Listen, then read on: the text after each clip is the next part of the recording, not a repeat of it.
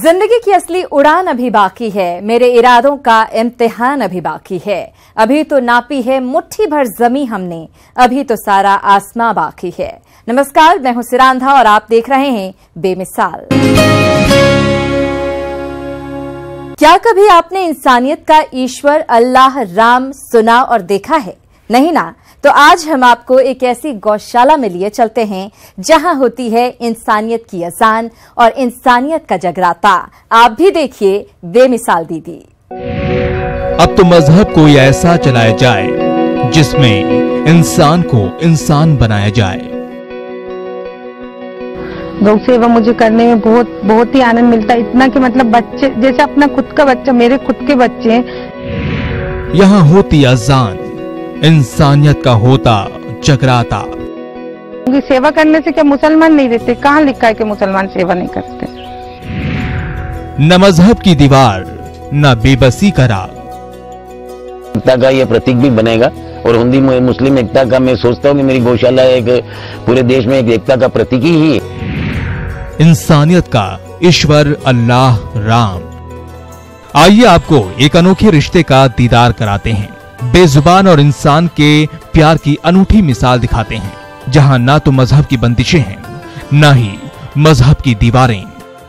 बस अगर कुछ है तो वो है प्यार, अगर कुछ है तो वो एहसास, जहां सारी बंदिशें खूंटे पर बंधी है, जहां इस मोहब्बत में इंसानियत का पैगाम दिया जा रहा है, जहां प्यार की झप्पी भी है, एहसास की पप्पी भी है, जहां एक माँ का प्यार भी है, जहां बेजुबान सिर्फ प्यार की जुबान ही समझते हैं, क्योंकि उन्हें पता है कि उनका ख्याल रखने वाली वो आ गई है।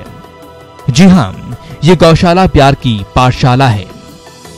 ये गौशाला एक नई इबारत लिख रहा है, जहां यकीन मानिए न धर्म आड़े आता है, न ही इंसानियत को जख्मी करने की बातें होती हैं, बल्कि यहाँ तो ये मुस्लिम महिला गौ सेवा में इतनी मग्न है कि उनकी शिद्दत देखकर कहने को जी करता है, अब तो मजहब कोई ऐसा चलाया जाए जिसमें इंसान को इंसान बनाया जाए। ये तो बगैर बोले बगैर कुछ करे बस प्यार से बात करो, तो मुझे ऐसा लगता है बस गौ माता की सेवा ही करूं, इसके अलावा कुछ नहीं करूं मैं। यह है एमपी के नीमच की मेहरुनिशा, एक ऐसी बेमिसाल शख्सियत जिसके लिए इंसानियत ही उसका सबसे बड़ा मजहब है। इस मुस्लिम महिला के लिए गौ सेवा जिंदगी है, जो इन बछड़ों को, इन गायों को अपनी औलाद की तरह पालती है, उन्हें पुचकारती है, उन्हें सहलाती है, उन्हें यूं ही निहारती रहती है। अब ये बताइए, क्या इस सेवा में आपको कोई धर्म नजर आ रहा है? नहीं ना? क्या आपको ये लग रहा है ये तो मुस्लिम महिला है, इसका गौशाला में क्या काम? नहीं ना? जी हां, ऐसा ही तो है। मेहरुनिशा इंसानियत की इबादत करती है, जो गौ सेवा को ही इबादत मानती है। मोहब्बत भी ऐसी कि पूछिए मत। इस मोहब्बत में मेहरुनिशा को दुनिया के ताने सुनने को मिले। दुनिया तो छोड़िए, उसके खिलाफ उठ खड़े हुए, लेकिन अपने फर्ज से मेहरुनिशा ने कभी मुंह नहीं मोड़ा। लोगों ने मुझे जान से मारने की धमकी दी, लोग बाहर के लोग देते थे तो मैं सोचती थी चलो ठीक है, लेकिन आज मेरे घर वाले मेरे खिलाफ हो गए, इतने खिलाफ हो गए कि मेरे जान के लाले पड़ गए। उनका कभी मेहरुनिशा को फतवे की धमकी दी गई, तो कभी मेहरुनिशा को जान से मारने का डर दिखाया गया। इस सब के बावजूद मेहरुनिशा इस नेक काम में डटी रही, उसने हिम्मत नहीं हारी। हाँ, अपनों की बेरुखी उसे यकीनन तोड़ गई, इस बात का मलाल है, लेकिन अपने इस फर्ज पर मेहरुनिशा को नाज है, जो कहती हैं आखिर किस मजहब में लिखा है कि जानवरों की सेवा करना गुनाह है। मेरे पूरे मुस्लिम समाज की और बहुत से लोग मुझसे जुड़े हुए हैं, इतनी पूरी टीम पूरे मध्य प्रदेश की, लेकिन एक अगर मैं अभी पीछे हटती हूँ तो वो लोग बोलते नहीं, आज मेरे दम से तो पूरी टीम खड़ी हुई है। वो बोलते हैं कि मुस्लिम बहन है और आगे आइए, सब सहयोग कर रहे हैं, लेकिन मैं पीछे नहीं हटने वाली हूँ। भले ही मैं मर जाऊं, लेकिन मैं पीछे नहीं हटने वाली। गौ सेवा के साथ से परिवार ने साथ छोड़ दिया, लेकिन हारी नहीं, रुकी नहीं, अकेली चली थी, कारवा बनता गया, और अब इसी सेवा से बड़ा परिवार नसीब हो गया है। जो इनके साथ में काम करते वो सिर्फ एक बात जानते हैं, गाय धर्म नहीं जानती, वो तो सिर्फ दूध देती है, जिसे हिंदू भी पीता है और मुसलमान भी। गाय का दूध यूं नहीं देखता कि मैं हिंदू का बच्चा पी रहा है कि मुस्लिम का बच्चा पी रहा है कि किसी अन्य संप्रदाय का बच्चा पी रहा है। गौ सेवा पर अपनों ने सितम ढाया। आज अपनों के लिए भले ही मेरुनिशा मर चुकी हूं, लेकिन 1000 की आबादी वाला हतुनिया गांव उनके साथ है। इस गौशाला में हिंदू और मुस्लिम दोनों आते हैं, गाय की सेवा करते हैं, जो मजहबी दीवार से ऊपर उठकर एक मिसाल बन गई है। इस इंसानियत के पैगाम को दिल से सलाम। बेमिसाल के लिए bureau report, news 18, Madhya Pradesh, Chhattisgarh. अब आपको मिलवाते हैं हिंदुस्तान के उस सुपरमैन से जो लोगों की जिंदगी बचा रहा है, जिसकी जिंदगी का फलसफा है डर के आगे जीत है। मौत के मुहाने पर वो जिंदगी देता है, रुकती सांसों को वो धड़कन देता है, जिंदगी की वो छलांग। डर के आगे तो जीत है सर, अगर डर लगेगा तो फिर दूसरे को कैसे निकाल। इंडिया का सुपर हीरो, मुजफ्फरनगर का सुपरमैन, उसकी एक कोशिश ने न जाने कितने घरों के चिरागों को बुझने से बचाया है। एक ऐसा मसीहा जो आंसुओं को पोंछता है, एक ऐसा हमदर्द जिसका किसी से कोई नाता नहीं, उसका सिर्फ इंसानियत से रिश्ता है, जिसका शौक है किसी के चेहरे पर मुस्कुराहट लाना, जो मर्ज पर मरहम लगाता है, दर्द में डूबे बेबस इंसान को जीने की नई राह दिखाता है, गम के भंवर से उस इंसान को निकालता है। जिंदगी मौत के इस खेल को वो अपनी जान की परवाह किए बिना करता है, जिंदगी की छलांग लगाता है। कहानी बेहद अजीब लगती है, लेकिन ये रियल लाइफ का वो सुपर हीरो है जो इस सुसाइड पॉइंट पर लोगों को नई जिंदगी दे रहा है। आइए आपको मिलवाते हैं मुजफ्फरनगर के सुपरमैन मनोज कुमार सैनी से। 7 लोगों की जान बची। क्यों बचाते हो इस तरह लोगों की जान? अच्छा लगता है।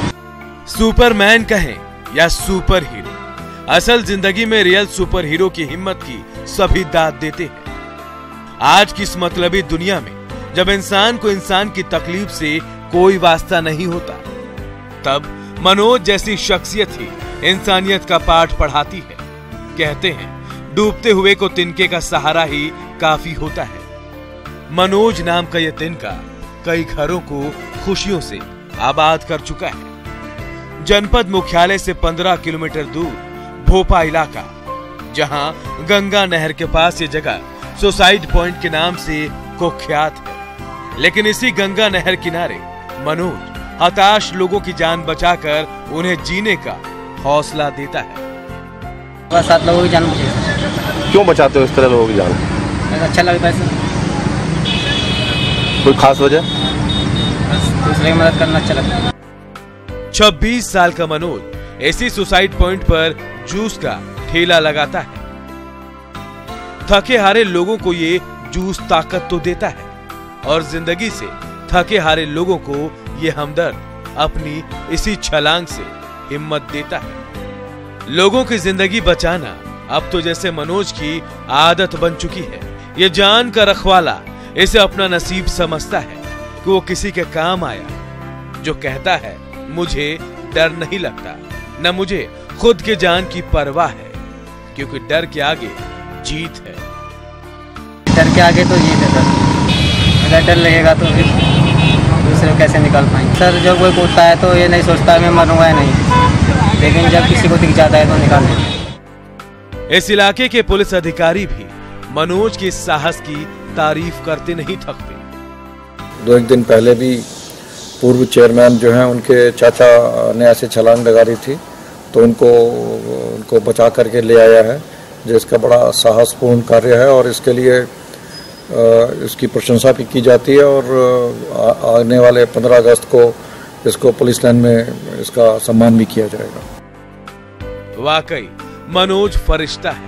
मनोज जैसी शानदार शख्सियत से ही इंसानियत पर एतबार और मजबूत होता है। ये वो जुगनू है जो हताश लोगों को कह रहा है, रुक जाना नहीं, तू कभी हार गए। बेमिसाल के लिए मुजफ्फरनगर से विनेश पवार के साथ ब्यूरो रिपोर्ट, न्यूज़ 18। एक ऐसा परिवार जिसका जोश और जुनून देखते ही बनता है। 28 साल से उस फैमिली पर फुटबॉल का जादू सिर चढ़कर बोल रहा है। जहां बच्चे हों या जवान, सब कह रहे हैं हल्ला बोल आगे दौड़। ये है एमपी की फुटबॉल फैमिली।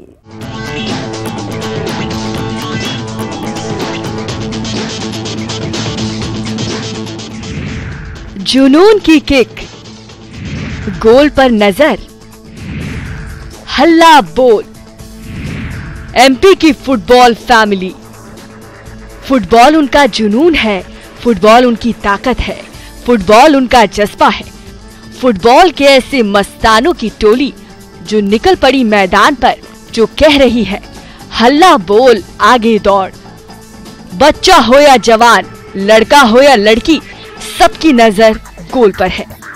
ये टीम जब मैदान पर उतरती है तो इनका जोश देखते ही बनता है। बस एक बार इनके हाथ फुटबॉल लग जाए, उसके बाद तो ये गोल पर गोल दागते जाते हैं।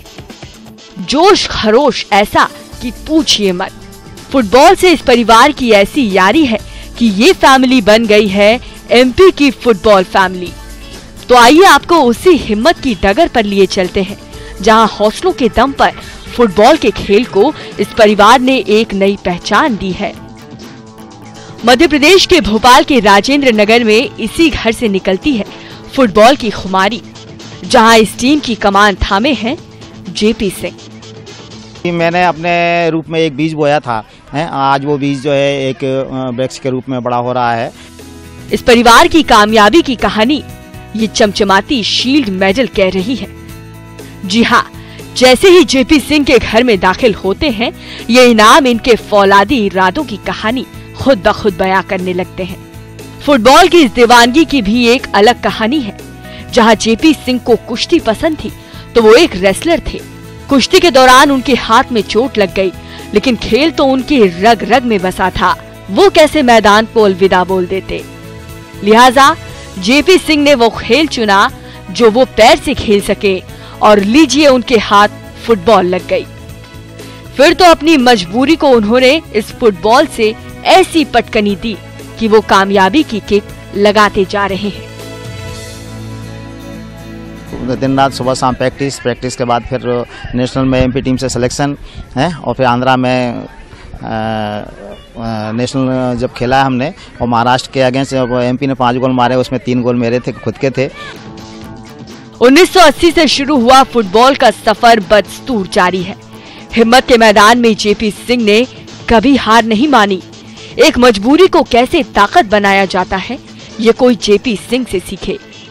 इनके फुटबॉल का कारवां यही नहीं रुका। कई इनाम जीत चुके जेपी ने प्रदेश का गौरव बढ़ाया है। उनकी फुटबॉल के लिए शिद्दत को देखते हुए उनके परिवार में फुटबॉल प्रेमियों की जमात बढ़ गई है। जहाँ लोग क्रिकेट को पसंद करते हैं इतना, और हम लोगों ने फुटबॉल को अपनाया, आगे लेके चल रहे हैं। जेपी सिंह की फैमिली में 1 या 2 नहीं बल्कि 16 सदस्य फुटबॉल खेलते हैं, जिनमें से 10 नेशनल खेल चुके हैं, तो बाकी अभी स्टेट फुटबॉल टीम में गोल दाग रहे हैं। वहीं उनके परिवार के 2 लोग फुटबॉल कोच तो 4 स्टेट फुटबॉल रेफरी बनकर दूसरों को फुटबॉल की बारीकियां सिखा रहे हैं। इस परिवार में लड़के ही नहीं, लड़कियां भी नेट में गोल दाग रही हैं। जेपी सिंह का कहना है कि उन्होंने एक बीज बोया था जो आज फल रहा है। मैंने अपने रूप में एक बीज बोया था, आज वो बीज जो है एक वृक्ष के रूप में बड़ा हो रहा है, और सब लोग फुटबॉल को लाइक कर रहे हैं। दुनिया में फीफा वर्ल्ड कप की खुमारी छाई हुई है, और यहाँ इस मैदान में इंडिया में फुटबॉल के दीवाने देखे जा सकते हैं, जहाँ जेपी सिंह की पीढ़ी दर पीढ़ी इस खेल में कामयाबी की बुलंदियां छू रही हैं। इस परिवार का एक ही ख्वाब है, जल्द ही Indian football team football world cup में खेले और जीत के गोल दागे। हमें बहुत शर्मिंदगी महसूस होती है जब लोग कहते हैं कि इंडिया पार्टिसिपेट क्यों नहीं कर पा रही है, तो ये मेरा खुद का कॉन्फिडेंस है, विश्वास है कि हम उतनी मेहनत करेंगे तो हम भी जीतेंगे। फीफा वर्ल्ड कप इस परिवार के लिए किसी त्योहार से कम नहीं है, इस परिवार की ये मेहनत यकीनन रंग लाएगी, जो कह रही है जिंदगी की असली उड़ान अभी बाकी है, मेरे इरादों का इंतहा अभी बाकी है। अभी तो नापी है मुट्ठी भर जमीन हमने, अभी तो सारा आसमान बाकी है। बेमिसाल के लिए भोपाल से सोनिया राणा के साथ ब्यूरो रिपोर्ट, न्यूज़ 18। उसे कलम से मोहब्बत है जो बेमिसाल कवि है, जिसने कलम से एक नई इबारत लिख डाली। तंगहाली और मुफलिसी में जिंदगी बिताने वाला एक ऐसा चौकीदार जो बन गया है गुदड़ी का लाल। हुनर किसी का मोहताज नहीं होता, ना तो वो मुफलिसी के बोझ तले दबता है, ना ही जिंदगी की तमाम मुश्किलात के आगे घुटने टेकता है, ना किसी मजबूरी का रोना रोता है। एक ऐसी शख्सियत है मधुबनी के उमेश पासवान, जो पन्नों पर अपना दर्द लिखते थे, जिन्होंने जिंदगी में तमाम उतार चढ़ाव देखे, माँ की मजबूरी देखी, अपने पिता की तंगहाली देखी, लेकिन कलम से प्यार और कविता से लगाव कभी नहीं छूटा। और आज कलम की इसी यारी ने उन्हें बना दिया है बेमिसाल। जात धर्म मजहब के नाम पर षड्यंत्र रचैया क्यों, हमर देश के भीतर आबि का आतंकवाद के गाछ रोपैया क्यों। हम भारतवासी शेर छी, शेर के माद में आबि का जगावैया क्यों। पेशे से चौकीदार हैं, लेकिन दिल से कवि हैं। उमेश पासवान मधुबनी जिले में नेपाल बॉर्डर से सटे लोकही थाने में पिछले 9 साल से कार्यरत हैं। उमेश को उनके कविता संग्रह वर्णित रस के लिए मैथिली भाषा में साल 2018 का साहित्य अकादमी युवा पुरस्कार से नवाजा गया है। उमेश पासवान कहते हैं, उन्होंने कभी सपने में भी नहीं सोचा था कि कविता लिखने के लिए कभी अवार्ड मिलेगा। वो तो बस आसपास जो देखते हैं, उससे जुड़े जो विचार मन में आते हैं, उसे कागज पर उतार देते हैं। इस युवा कवि की ज्यादातर रचनाएं अपने इलाके के आर्थिक और जातिगत पिछड़ेपन और सालों से चली आ रही बाढ़ की समस्या पर ही केंद्रित है। लेकिन मुझे ये उम्मीद नहीं था कि मैं गांव घर पर जो बाढ़ है, खेती गृहस्थी, किसानी, जो यहाँ का शोषित दलित और जो पिछड़े वर्ग का है, जो मैं भुक्तभोगी हूँ, बाढ़ से भी मैं ग्रस्त इलाके का मेरा घर है, मैं सोचा नहीं था कि मैं कविता लिखूंगा तो मुझे अवार्ड मिलेगा। कहते हैं हालात का रोना मत रोइए, ना किस्मत के भरोसे बैठिए। उमेश भी तदबीर से तकदीर बदलने में यकीन रखते हैं, बस उन्हें मौका मिल जाए और वो कविता के सागर में डुबकी लगाने से नहीं चूकते। पिता की मौत के बाद उमेश को अनुकंपा नौकरी लगी, लेकिन वो अपना इरादा कहाँ छोड़ने वाले थे। जमीन से जुड़ा एक ऐसा गुदड़ी का लाल जो सहज भाव में अपने आसपास हो रही घटनाओं को, उनके दर्द को लफ्जों बयां करते। उमेश ने अपनी कविताओं में सामाजिक न्याय की ही बात की है। मैं सबसे आग्रह करता हूं कि आप लोग मैथिली के प्रति आवाज उठाए, सरकार तक आवाज पहुंचावे कि कम से कम प्रहलाद से लेकर के 7वां 8वां 9वां तक मैथिली भाषा में पढ़ाई हो। इस कवि को कविता लिखना और सुनाना बेहद पसंद है, लेकिन उनकी इस दीवानगी को ना तो उनके अधिकारी समझते हैं, ना ही उनके घर वाले। रात में आधी रात के उठ के भी कविता लिखने लगता, हमें उतना अच्छा नहीं लगता था। हम इनको बोलते थे आप रात को काहे उठ के कविता सब लिखते रहते हैं, तो बोलते कि जब मन में आ जाता है ना तो हम लिख लेते हैं। हम युवा हर मोड़ पर ठाड़ छी अंत करेल एहि दानव के, हम छी गोली, हम छी बारूद, हम ही खंजर आ तलवार छी, तिरंगा के तीनू रंग और तीर कमान छी। जो दोस्ती के लेल हाथ बढ़ायब, जो दोस्ती के लेल हाथ बढ़ायब तो हम ही फूलक माला आ गला के हार छी। संदेश दै छी सदकन शांति के, संदेश दै छी सदकन शांति के, हम ही महात्मा गांधी आ गौतम बुद्धक अवतार छी। कविताओं में डूबे रहना, लिखने में मगन रहना उमेश की जिंदगी में बचपन से शुमार है। उनकी माँ भी उनके किस्से बताती हैं। दिलचस्प ये है कि उमेश की माँ अमेरिका देवी को भी बेटे उमेश का यूं कविता में उलझे रहना पसंद नहीं था। हाँ, बुझे नहीं छलिए कहियो जे ई की है छे नहीं है छे, इससे सब कुछ नहीं बुझे छलिए। ये एठना जोगी एगो घर बनाना छलिए फूस का, एहिमे ये पढ़े छले, लिखे छले, 8वां 9वां से लिखे छले, कविता लिखे। विज्ञान से स्नातक उमेश अपने गांव में एक निःशुल्क शिक्षा केंद्र भी चलाते हैं। तो मैं अपने वेतन से आधा खर्चा 12-13 हज़ार रुपया खर्चा करके गांव में एक स्थानीय निःशुल्क शिक्षा सेवा केंद्र खोला हूँ। देर से ही सही इस कवि के कविराज को लोगों ने समझा तो इस गुदड़ी के लाल को हमारा सलाम। बेमिसाल के लिए मधुबनी से अमित रंजन के साथ ब्यूरो रिपोर्ट न्यूज़ 18। जब तक न सफल हो नींद चैन सब त्यागो तुम, संघर्ष का मैदान छोड़ ना भागो तुम। कुछ किए बिना ही जय जयकार नहीं होती, हिम्मत करने वालों की कभी हार नहीं होती। आज के लिए बेमिसाल में बस इतना ही। पूरी टीम को दीजिए इजाजत। नमस्कार।